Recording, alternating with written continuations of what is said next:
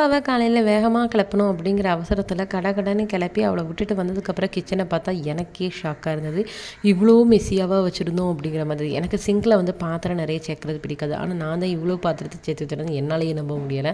சரி கொஞ்சம் ரிலாக்ஸ் பண்ணுவோன்னு சொல்லிட்டு செடி தான் போட்டுட்ருந்தேன். வெந்தயக்கீரைக்கு வெந்தயம் நைட்டு தூக்க கலக்கத்தில் நிறைய போட்டோம் போல் ஓவராக இருந்துச்சு ஊற வச்சுருந்தது. அப்புறம் பாப்பா வேறு பூச்செடி கேட்டான்னு சொல்லி விதைய ஆன்லைனில் வாங்கியிருந்தேன். இது வந்துச்சுன்னா என்ன செடிங்கிறத உங்கள் கூட ஷேர் பண்ணுறேன். இன்றைக்கி நைவேத்தியத்துக்கு என்ன பண்ணியிருந்தேன்னா தயிர் சாதம், துவையல், கோவக்காய் பொரியல், அப்பளம் வச்சு நைவேத்தியம் பண்ணியாச்சு. எல்லாம் க்ளீனிங் ஒர்க்லாம் முடிச்சுட்டு வரதுக்குள்ள 1:30 ஆகிட்டு. ஈவினிங் நைவேத்தியத்துக்கு கோதுமை ரவா பொங்கல் தான் பண்ணியிருந்தேன். அதுக்கு 1 கிளாஸ் கோதுமை ரவையை வந்துட்டு நெய்யில் நல்லா வறுத்துட்டு சேம் அளவுக்கு வந்துட்டு ஒரு டபுள் மடங்கு நம்ம வந்துட்டு என்ன எடுக்கணும்னா பால் எடுக்கணும். பாலில் வெந்ததுக்கப்புறம் வந்துட்டு நெய்யில் வறுத்த முந்திரி இதெல்லாம் போட்டுட்டு 1 கிளாஸ் அளவுக்கு நாட்டு சர்க்கரையை கரைச்சி அதில் ஊற்றி கொதிக்க வச்சுட்டோம்னா ரவா பொங்கல் ரெடி.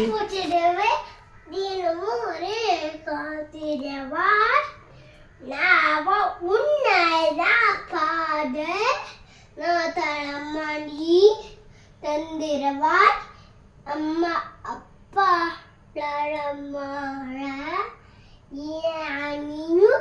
அறுபுறவாய்